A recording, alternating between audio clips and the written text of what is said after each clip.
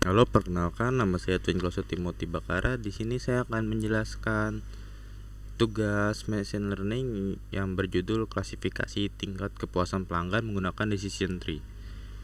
Ya, pada sel pertama di sini saya melakukan import library yang dibutuhkan dalam proyek ini. Library Pandas digunakan untuk mengolah dan memanipulasi dataset dalam bentuk table atau data frame. NumPy digunakan untuk operasi numerik dasar. Di sini juga ada matplotlib digunakan untuk menampilkan visualisasi khususnya struktur pohon keputusan.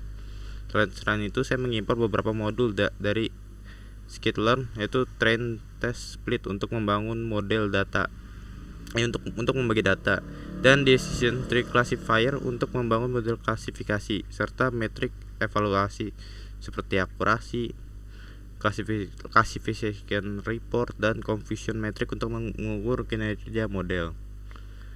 Dan pada sel kedua saya di sini membuat dataset. Pada tahap ini saya membuat dataset secara manual sebagai contoh kasus kepuasan pelanggan.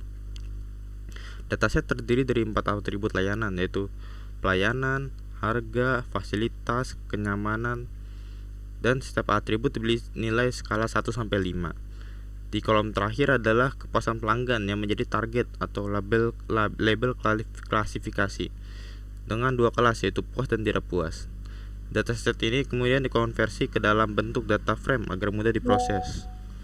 Dan di sini di sel 3 di sini ada encoding data kategorikal. Karena algoritma machine learning tidak dapat memproses data dalam bentuk teks, maka pada sel ini saya melakukan proses encoding. Label kepuasan yang awal berupa teks diubah menjadi angka. Pelanggan yang puas diberi nilai 1, sedangkan pelanggan yang tidak puas diberi nilai 0. Proses ini penting agar data dapat digunakan dalam pelatihan model.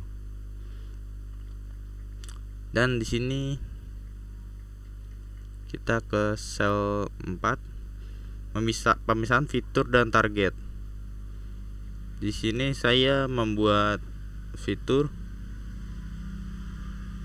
Pada sel ini dataset dipisahkan menjadi 2 bagian utama. Variabel X berisi fitur atau atribut yang digunakan sebagai input model, sedangkan variabel Y berisi target atau output yang ingin diprediksi. Pemisahan ini merupakan langkah standar dalam supervised learning karena model akan belajar memetakan fitur input ke target output.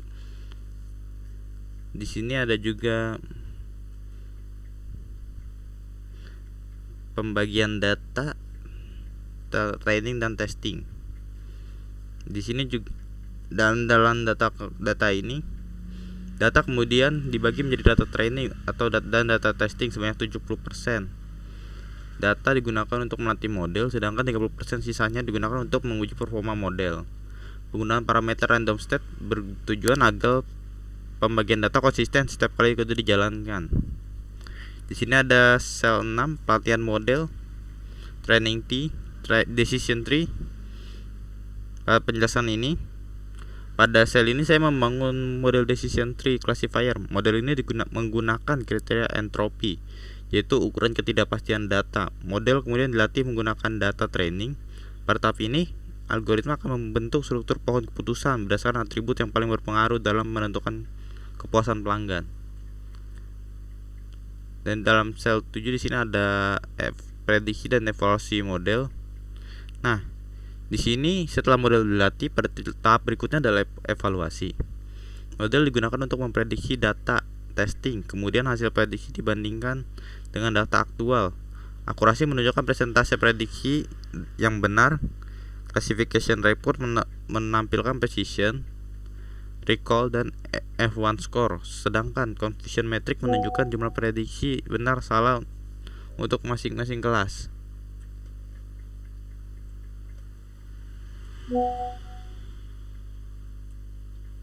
Di sini ada visualisasi decision tree atau visualisasi pohon kehidupan. Ya, visualisasi ini menampilkan struktur pohon keputusan secara lengkap. Setiap node menunjukkan atribut yang digunakan untuk melakukan split data serta nilai entropi dan jumlah data pada node tersebut. Dengan visualisasi ini, proses pengambilan keputusan oleh model dapat dipahami dengan jelas. Ya, di sel 9 saya ada uji data baru. Pada tahap akhir, model diuji menggunakan data baru yang belum pernah dilihat sebelumnya. Data ini mensimulasikan kondisi pelanggan baru. Model kemudian memberikan prediksi apakah pelanggan tersebut puas atau tidak puas berdasarkan atribut layanan yang diberikan. Dan berdasarkan hasil implementasi dan evaluasi, algoritma decision tree dapat digunakan untuk mengklasifikasikan tingkat kepuasan pelanggan secara efektif.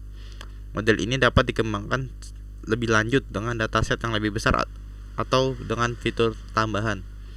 Ya, cukup sampai di sini penjelasan dari saya. Terima kasih.